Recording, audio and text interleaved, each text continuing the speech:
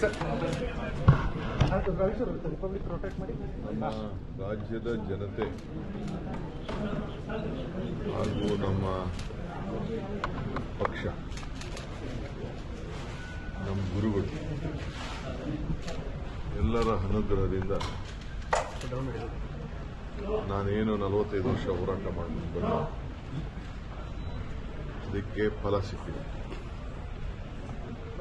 ಹಿಂದೆ ಭಾರತ್ ಜೋಡೋ ಸಂದರ್ಭ ಇರ್ಬೋದು,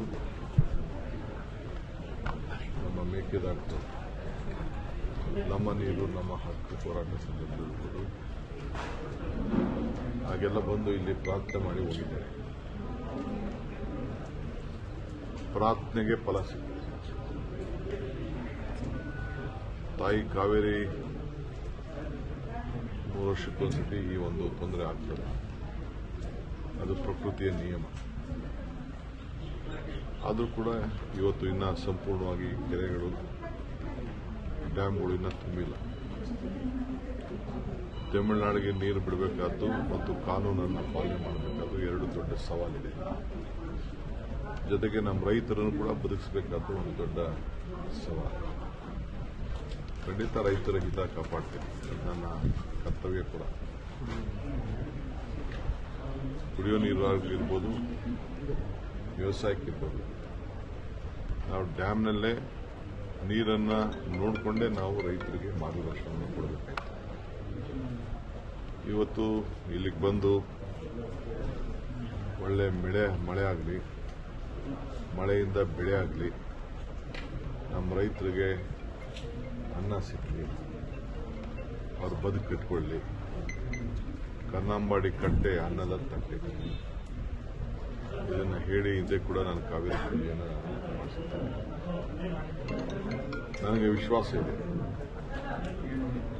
ಇವತ್ತು ಸುಪ್ರೀಂ ಕೋರ್ಟ್ ಅವರು ಕೂಡ ನಾನು ಕಾವೇರಿ ಪೂಜೆ ಮಾಡಿದ್ಮೇಲೆ ನನ್ನದೇ ಆದಂಥ ಒಂದು ಪ್ರಯತ್ನ, ನನ್ನದೇ ಆದಂಥ ಒಂದು ಸ್ಟ್ರಾಟಜಿ ಇವೆಲ್ಲ ಕೂಡ ಆದಮೇಲೆ ಸುಪ್ರೀಂ ಕೋರ್ಟ್ ಕೂಡ ತಮಿಳುನಾಡಿಗೆ ಯಾವ ಥರದ ಆಗಲಿ, ಬೇರೆ ಯಾವುದೇ ಆಗಲಿ, ಪಕ್ಕದ ರಾಜ್ಯಕ್ಕೆ ನಮ್ಮ ರಾಜ್ಯದ ಸೀಮಿತವಾಗಿ ಡ್ಯಾಮ್ ಕಟ್ಟಲಿಕ್ಕೆ ಅಭ್ಯಂತರ ಇಲ್ಲ ಅಂತೇಳಿ ಸುಪ್ರೀಂ ಕೋರ್ಟ್ ಹೇಳಿದೆ.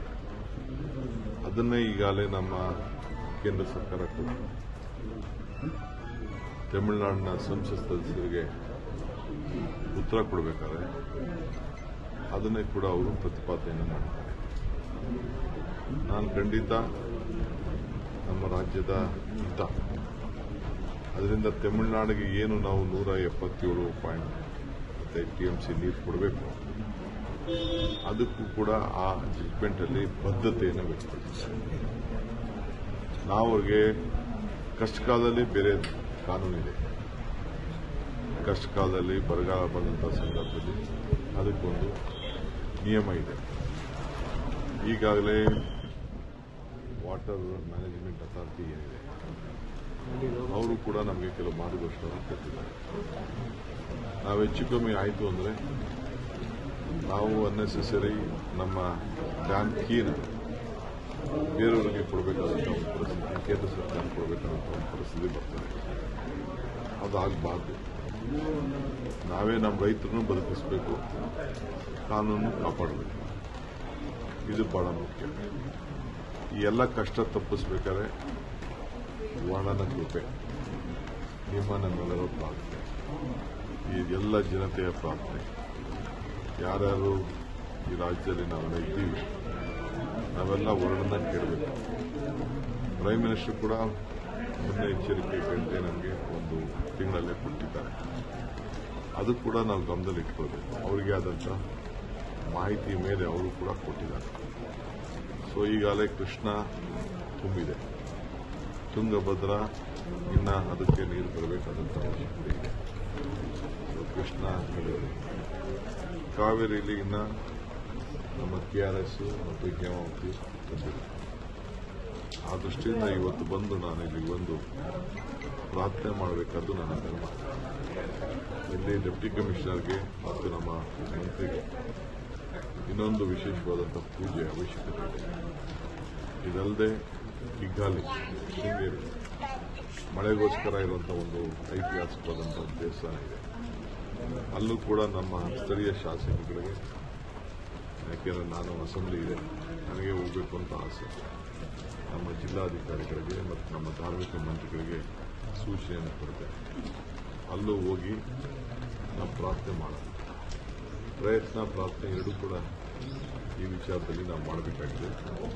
ಈ ನಿಟ್ಟಿನಲ್ಲಿ ನಾನು ಇಲ್ಲಿಗೆ ಬಂದಿದ್ದೇನೆ. ಸರ್, ಅಧಿವೇಶನದಲ್ಲಿ ಈಗಾಗಲೇ ಒಂದು ದೇಹ ಮಂಡನೆಯಾಗಿ ಸರ್ಕಾರಿ ಜಾಗದಲ್ಲಿ ಯಾವುದೇ ಕಾರ್ಯಕ್ರಮಗಳನ್ನು ಮಾಡಬೇಕಾದ್ರೆ ಪರ್ಮಿಷನ್ ತಗೋಬೇಕು ಅಂತೇಳಿ, ಆದರೆ RSSನ ಸಂತೋಷ್ ಜಿ ಅವರು ನಾವು ಹಿಂದೆನೂ ಕೂಡ ನೋಂದಣಿ ಆಗಿರಲಿಲ್ಲ, ಮುಂದೆನೂ ಕೂಡ ನೋಂದಣಿ ಆಗೋದಿಲ್ಲ ಅನ್ನೋಂತಹ ಮಾತನ್ನ ನೋಡಿ. RSS ಇದು ಸಂತೋಷ್ ಜಿ ಅವರು ಯಾವುದೇ ಯಾರು ಕೊಟ್ಕೊಳ್ಬೇಕಂತ ಅವಶ್ಯಕತೆ ಇಲ್ಲ.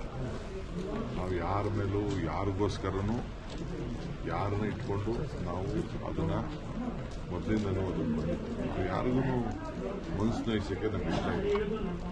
ನಾವು ಯಾರೇ ಆಗಲಿ, ಯಾವುದೇ ಧರ್ಮ ಆಗಲಿ, ಯಾವುದೇ ಸಂಘಟನೆ ಆಗಲಿ, ನಿನ್ನೆ ವಿಧಾನಸೌಧದಲ್ಲಿ ಮಾಡಬೇಕಾಯ್ತು. ನಾನು ಕೃಷ್ಣ ಬೈರೇಗೌಡರು ಕೂಡ ಬೆಂಗಳೂರು ಸಿಟಿ ನನ್ನ ಪರ್ಮಿಷನ್ ತೆಗೆದುಕೊಂಡು, ಸರ್ಕಾರ ಪರ್ಮಿಷನ್ ತೆಗೆದುಕೊಂಡು ಹಬ್ಬ ಫ್ರೀಡಮ್ ಹಬ್ಬ ಮಾಡಿದ್ರು. ಇನ್ನೇನೇನು ಹಬ್ಬಗಳು ಮಾಡ್ತಾರೆ. ನಮ್ಮ ಸರ್ಕಾರದ ಮಾಹಿತಿಗೆ ಬಂದರೆ, ಪರ್ಮಿಷನ್ಗೆ ಬಂದರೆ ಖಂಡಿತ ಅದಕ್ಕೆಲ್ಲ ಏನೇನು ಪರ್ಮಿಷನ್ ಕೊಡಬೇಕು ಖಂಡಿತ ನಾವು ಕೊಡ್ತೇವೆ. ಸಿಬ್ಬಂದಿಗಳನ್ನು ಏರ್ಪಾಡು ಮಾಡ್ತೇವೆ.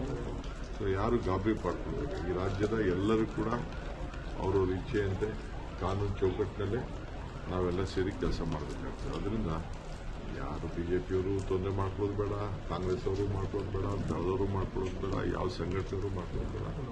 ಈಗ ಅಲ್ಲಿ ನಾವು ವೋಟ್ ಚೋರಿದು ಬಂದಿತ್ತು. ವೋಟ್ ಚೋರಿಗೆ ರಾಹುಲ್ ಗಾಂಧಿ ಅವರಿಗೆ ಬಂದಿದೆ, ಮಲ್ಲಿಕಾರ್ಜುನ್ ಖರ್ಗೆ ಅವರು ಬಂದಿದೆ. ಸೊ ಆಗ ನಾವು ಫ್ರೀಡಂ ಪಾರ್ಕಿಂದ ಇದಕ್ಕೆ ಎಲೆಕ್ಷನ್ ಕಮಿಷನ್ಗೆ ಹೋಗಿ ಒಂದು ಅರ್ಜಿ ಮಾಡಬೇಕು. ಬರೀ 100 ಮೀಟರ್, 100-150 ಮೀಟರ್ಗೆ ಅದಿತ್ತು.